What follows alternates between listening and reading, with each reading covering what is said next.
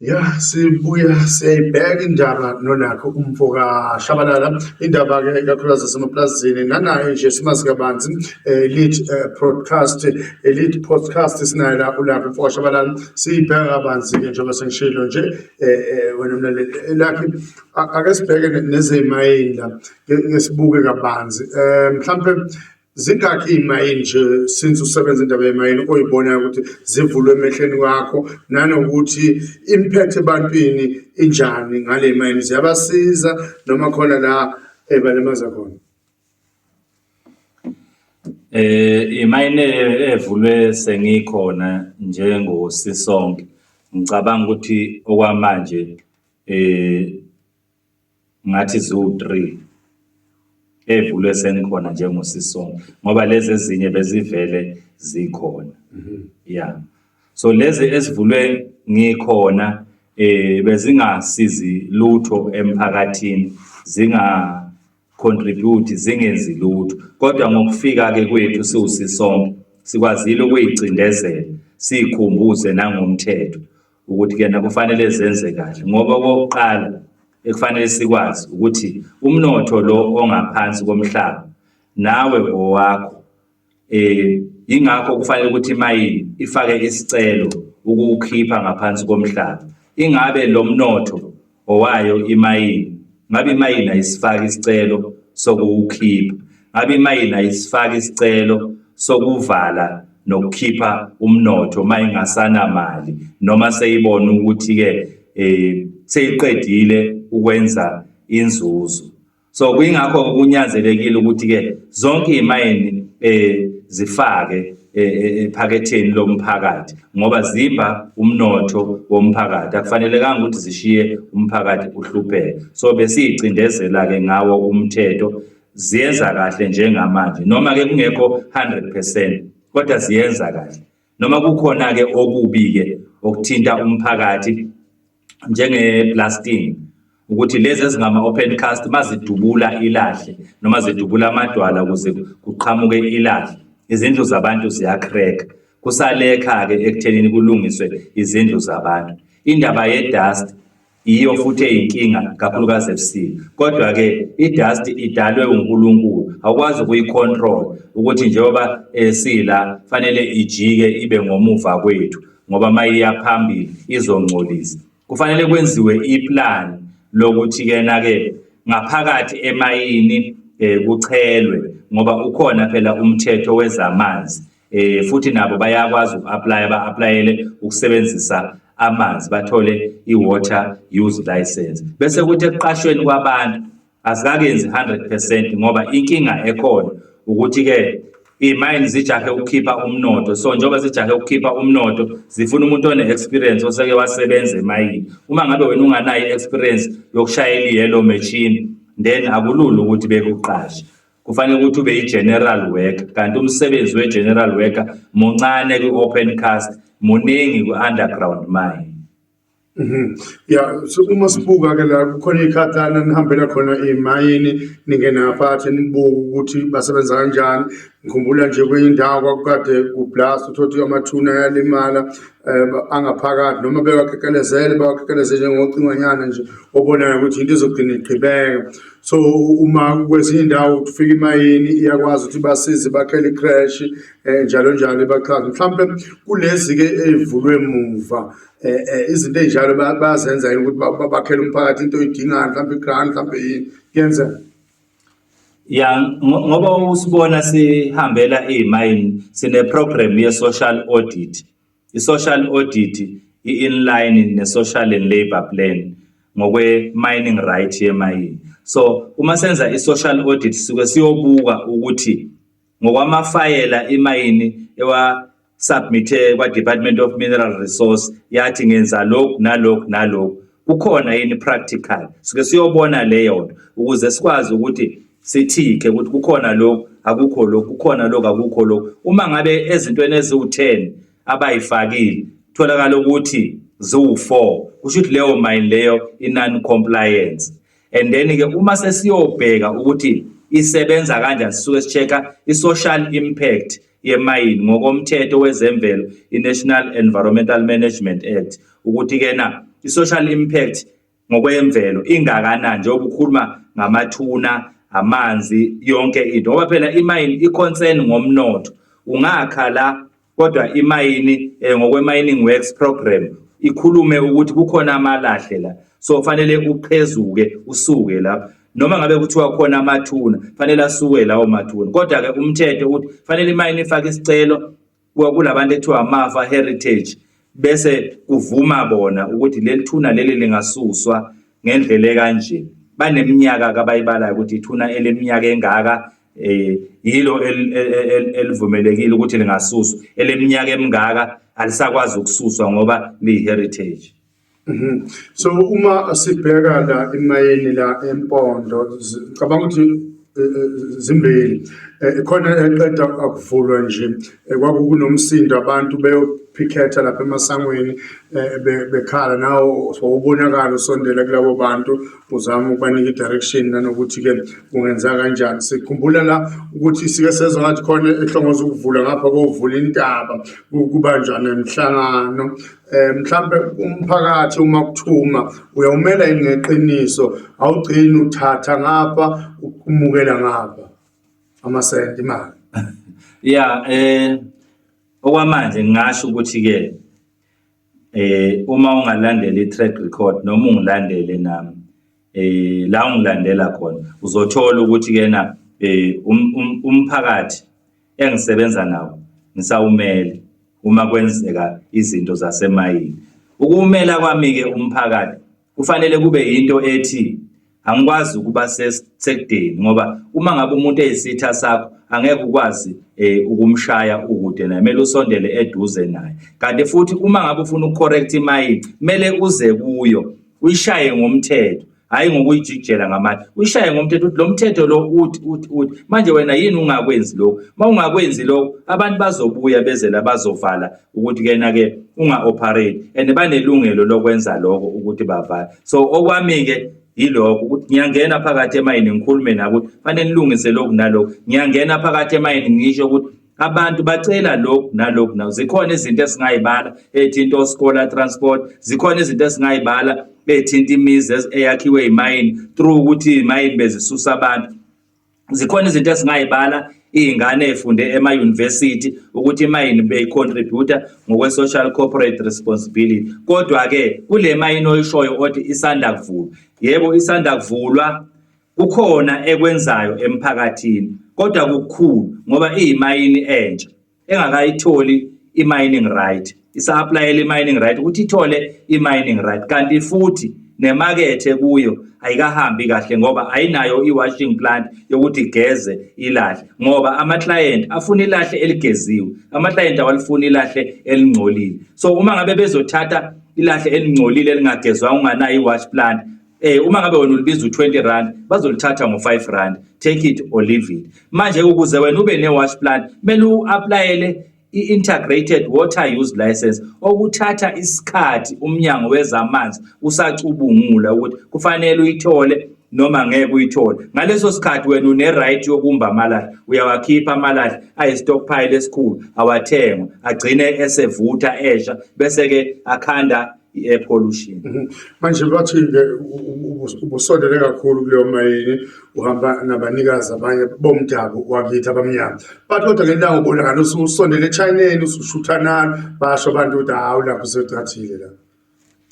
Kwakufanele abantu besho ukuthi ngithathile nakulo omnyama, ngoba lo omnyama wafika nemayini, uma sikhuluma iqiniso, wafika nayo ngesikhathi se-COVID, izwe livaliwe, kungafanele ukuthi kena abantu bahlangane. Kodwa mina engakwazi ukuya befikile omhlonishwa bezoyivula leyo mali, ngakwazi ukuyokhuluma nabo ukuthi anikwazi ukubeka ithende elikhulu kangaka la umphakathi ungekho, nithi nina ni-celebrate ukuthi nithole amalahle. Fanele kubizwe i-public participation. Kwakungelula ngaze ngabizwele Black Rock Casino ngizobuza ukuthi ngubani, kwaze kwafika isikhathi ukuthi kufika ongangezwe lakhe esezoyibusisa imayini ukuthi ayibe khona. So ngangubani-ke ukuthi ngangingaphikisana nongangezwe lakhe ofike wathi le mayini ngiyifuna ukuthi isebenza iqashe abantu wenzeke yonke into. Nami-ke ngabe sengisondela-ke njengomuntu oyisishoshovu somphakathi, ngaba ivoice yomphakathi ukuthi kena la ngizokhulumela umphakathi ukuthi umphakathi ubenefit. La ningenzi kahle khona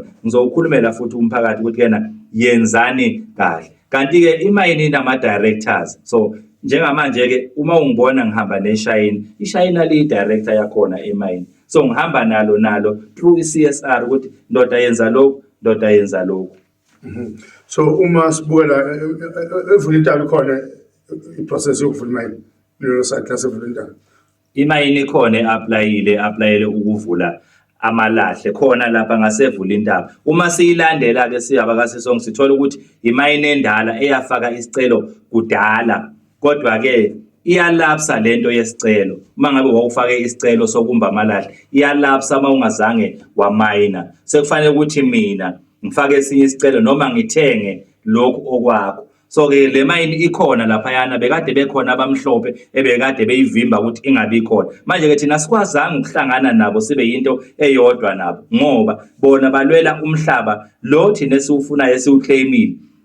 Bathi bona wabo umhlaba bafune imayini ezongena emhlabeni wabo. Manje kube kuthina basihlukumezi njengabantu abamnyama, nathi sasiyoma nabo. Manje ngoba basaqhubeka nokuhlukumeza asikwazi ukuma nabo. Kodwa ikhona leyo mayini lapho i-process yakhona siyayimonitha ukuthi kena izohamba ifike kuphi. Ya ngiyabona uProducer bami la bangibheka ngesikhathi bangiphusha. Ake singene kwipolitiki la. Siyabona ufake eze-MK party. Ulakhe siyamazi inhlangano eziningi.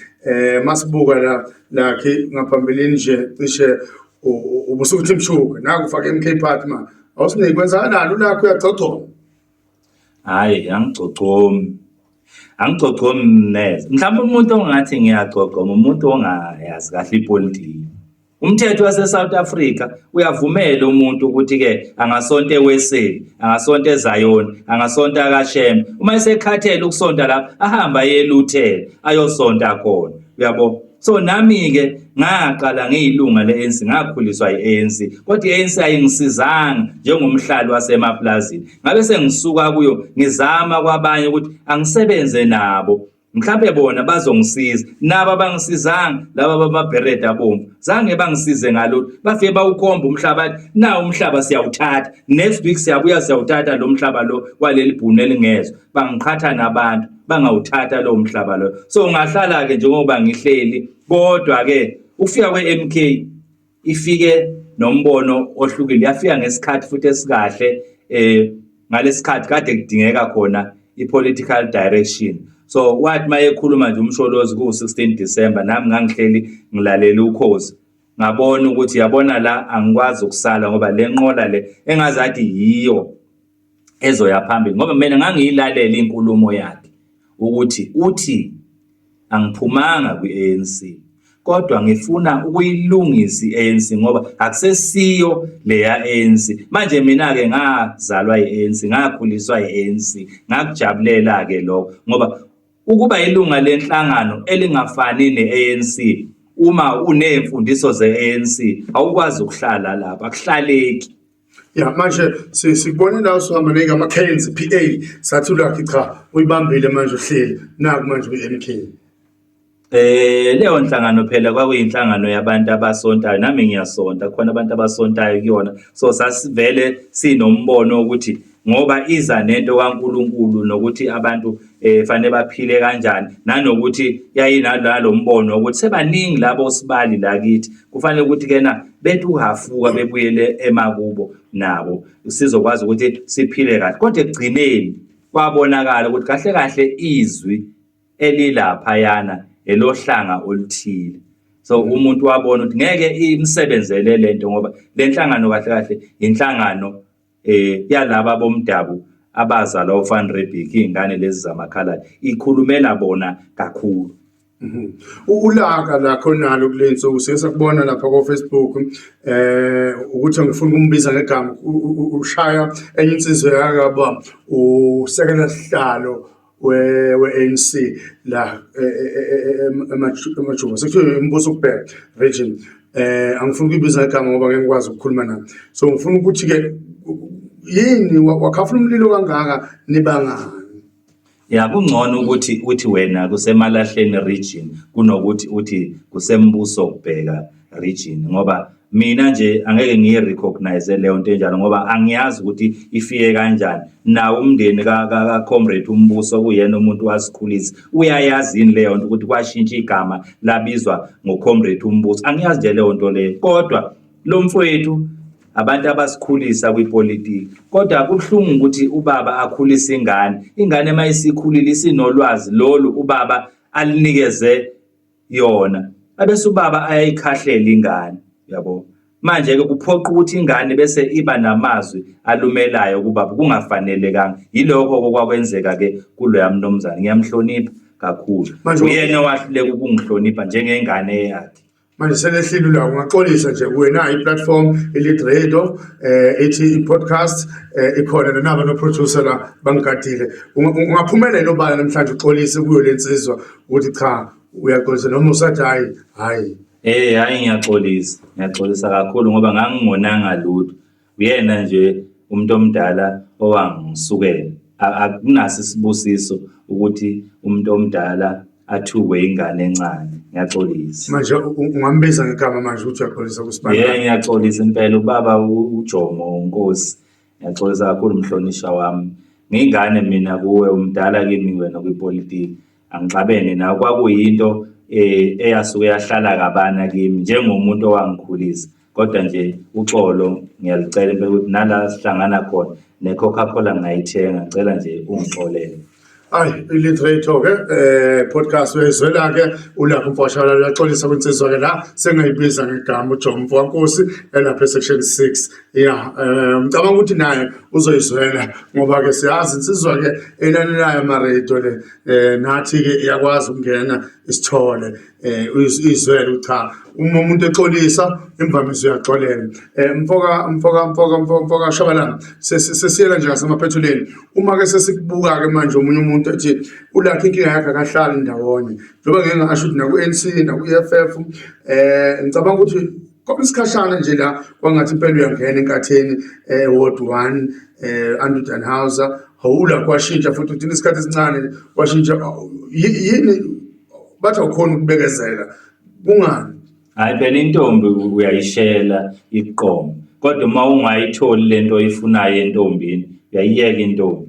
So yebo nabo babengifuna njengomuntu wasemaplazini, bengibona futhi ngihlalele. Kodwa njengoba ngikutshelile ukuthi uma ipolitiki owayincela mhlambe lapha kagogo siyasisho njalo kaKhongolose ingafani, akulula ukuthi uhlale. Uyathembisa ukuthi ku-MK uyahlala? Ngibuza lo mbuzo akulula ukuhlala kwi-MK, kunzima kakhulu, ziningi iy'nkinga ekhona ngaphakathi, kuningi nje okwenzakalayo, kodwa umuntu uhleli ngokubekezela ukuthi isimo sizoshintsha sibe right. Ingakho ubona njengamanje kuthiwa ama-structures awekho, abekho abaholi abakhona, okuyinto enhle ukuthi-ke na akungabi khona abaholi, akusetshenzwe nje kuze kufike mhlambe ngaze kubuye yena uJesu, kusetshenzwa sazi nje ukuthi umholi uyedwa umsholozi. Ngoba masingaqala sithi sibeka abaholi izoqala-ke le nkinga, ngoba kukhona abantu abanemali abakwazi ukusebenzisa abaholi ukuthi badansele isiginci sabo, bese-ke iyaphela-ke le politiki umsholozi asakhele yona yokukhulula umuntu omnyama. Njengoba uyaye ubone nje udokotela umthetho mayekhuluma lapha eParliament National ukuthi ukhafula umlilo nje ngenhlupheko yomuntu omnyama, uyabavusa nabalele abanikeze ihisi. Kodwa makungathiwa udokotela umthetho akasesiye umholi lapha eParliament, sekukhona umuntu asezothatha kuye imandate, lo muntu uzomtshela ukuthi ungakhulumi ngoRupert mawulapha eParliament. So uma-ke sesibuka nje kulesimo-ke ngiyangibona uma uhamba uya kwinhlangano uhamba nabantu abaningi especially basemaplazini awunqeni ukugcwala isiholo. So labantu laba bakuphi manje, banawo ku-MK noma futhi ba-confuse manje, noma mawusuka uya kubheka iphathi noma kumthofa iphathi ungathi uhambe nawo kukume kanjani? Sayibona lensizwa la ukuyona ekubhekile kwezokuphepha nayo ifakwe MK, mhlawumbe nazo phinde uhambe nayo futhi ngekwenye. Mina angibabiza abantu ukuthi ngiyahamba, wozani hambe nami. Ngiyabatshela nje phela ukuthi sengihambile lapha ngenxa yesimo esikhona. Kodwa uma unga-check ama-result walama elections ekade ekhona azokutshela ukuthi-ke na emaplazini nje wonke amaplazi, ungaya eNgogo, ungaya eCharlestown, ungaya ko-Sunset, ungaya kuphi, azokutshela ukuthi emaplazini kubusa umkhonto ngoba safika sa-introduce umkhonto, okusho ukuthi bonke labantu bakhona sihamba nabo emkhontweni. Ya angazi-ke la sikhuluma nolakho mfowethu Shabalala, sibheka kakhulukazi-ke iy'ndaba-ke ey'thinta yena, ethinta ipolitiki, ethinta ezey'mayini, ethinta-ke ezomhlaba nje nokuhlukumezeka kwabantu nje emapulazini.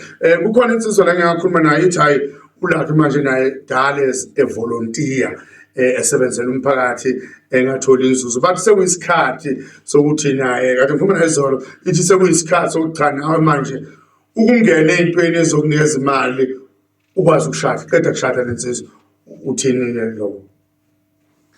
Ukushada phela fanele kuvume lo muntu osuke ufuna ukushada naye ukuthi uyavuma ukushada nawe, nanokuthi-ke na imali isuke ikhona yini noma iy'nkomo zisuke zikhona yini ukuthi ungayikhipha uhambe uyolobola. Ukubhenefitha-ke uma ngabe esho kanjalo umfowethu loyo, ipolitiki inawo ama-benefits kwabanye abathanda ama-benefits, kodwa ukubekwa esikhundleni njengomholi noma kuthiwe uye ephalamende noma kuthiwa uye emkhandlwini kulele ezandleni zabantu. Uma abantu bekubona lokho ukuthi-ke kunesidingo sokuthi njengoba kuzokhetho lo-2026 siye lapho besithumbe bayosithumba, uma bengakasithumbi besafuna ukuthi nje sijaha amabhunu nemayini nabo bonke abantu abahluphayo, so lokhu sikhona lapho sibajaha bengene abanye, siyophila nje ngale ndlela esiphila ngayo. Bunjani ubudlelwano nobuholi bomasipala la sibuke lapha eDangazo? Ngiyakhumbula kwakunemeya ngaphambilini ekhona eseyaphuma eDangazo, ngangibona ngathi hayi anitholani kahle. Kunjani ubudlelwano naye imeya uNyukhasela? Nginganibona ngelanga niphuma ndawonye lapha emhlanganweni khona laphana mangaphosisi kwakusemayini, uzomcorrect. So kunjani ubudlelwano nobuholi nje ophethe manje wena njengolakhi nesisonke nalo buholi? Ngingasho ukuthi-ke ukhuluma iqiniso nawe uthi imeya engiyaziyo njengamanje ile yaseNyukhasela. Lawa amanye amameya ngeke ngisho ukuthi sinabo ubudlelwano, ngoba noma ubanikeza izinto ukuthi sacela umhlangano sihlaleni phansi sikhulume ngalezi zinto lezi ezihlupha abahlali basemapulazini, abaphenduli. So ubaba lo umhlonishwa uNyamazane uyena muntu esesike sahlala naye kakhulu. Uzokhumbula ukuthi-ke kunomndiya ngalesa sikhathi kwakuphethe uJunda Amahlaba, umndiya owanqaba ukuthi kungene ugesi eplazini lakhe ngoba enemali. Umasipala ekhiphile imali, waqhatha u-service provider ukuthi akayofaka ugesi, kwenziwa isurvey, kwafakwa iy'gxobo zagesi. Lezo gxobo azikho namhlanje. So sibhizi nalolo daba ngoba ubaba uDube unayo i-interest yokuthi leyo nto ingarivesa ibuye. So uyena muntu esisakhuluma naye njengamanje, kanti-ke kuyenzeka ukuthi isihlalo simenze umuntu ukuthi athwale iy'phandla ey'ningi. So naloyo wawungibona sixabana naye, sasixatshaniswa yiko lokuthi umuntu sasimbuza ngemali imayini eyithathe yayinikeza umasipala, ekubeni abantu abahlala la khona imayini izindlu zabo zigqebhukile. Nanamhlanje mangakuthatha ngokuhambise lapho uzongena kuleyo mizi umbone umuntu ongaphandle, kodwa imali yahamba yaya kwamasipala. Umeya-ke loyo wathi mayethula i-budget speech sikhona wayibala le mali ukuthi imayini ibanikeze imali engaka. Saxabanela lokho, sasithi thina thatha le mali uyibuyisele kulaba abantu uyolungisa leza zindlu zabantu, hhayi ukuthi iyosebenza kamasipala. Ya lakhe mfethu mhlawumbe lakho nje lokugcina ufuna ukuyibekela wena manje ngaphandle ukuthi ngizombuza umbuzo nanokubuka nje ikusasa lakho politically, ukuthi ufisa lifike, ufisa ukuba kuphi nje kusukela namhlanje. Ngishilo ngathi ikhaya lensizwa yathi ulakhe kudala volunteer, isifuna ulakhe manje naye aphile ngomsebenzi awenzela umphakathi. Okay, mina ngizokuxoxela ngeBhayibheli. Kukhona uJona owayethunywe eNinive, yena wayethalashishi. So-ke bese kuba khona uMose owayethunywe eGibhithe ukuthi ayolanda abantu eGibhithe aye nabezweni lesithembiso. So uMose-ke wawenza umsebenzi wami. Mina ngifana noMose, umsebenzi wami ngiyawenza, kodwa ngezimo ekhona njengamanje ezingihlasela emapulazini ngenzeka ukuthi ngingafiki ezweni lesithembiso. Kodwa uma ngingafiki khona umuntu ozofika nabantu ezweni lesithembiso. So ikusasa lami lilapho. Okugcina nje impilo yakho, ukuphepha kwempilo yakho injani iphephile. Ngibuza lo mbuzo ngoba ngiyakhumbula phambilini bezikhona iy'nkinga especially nakubantu bama-truck uma niyodila nemayini, especially lapha e-Chancellor Dam ngomunye unyaka uthola ukuthi nabo abekho happy, ubone ukuthi cha impilo yakho ayithembisi. Injani impilo yakho, iphephile? Cha, njengamanje-ke sekunzima kakhulu ngoba njengamanje sengijahwa abelungu bamaplazi bahlangene nami bonke, kangangokuthi sengake ngasuka nokuhlala ngasekhaya ngayohlala kwenye indawo, kodwa ngikhona ekhaya. Kodwa nje impilo yami noma ngathiwa angikho kusasa, kuyobe kungasiyo isandla somuntu, kuyobe kuyilaba abanesandla esinoboya. Okay, elakho lokugcina mfethu uvalelise. Hhayi, ngibonga ithuba engilitholile. Ngiyathemba nangelinye ilanga umuntu uyophinda avakashe la ekhaya.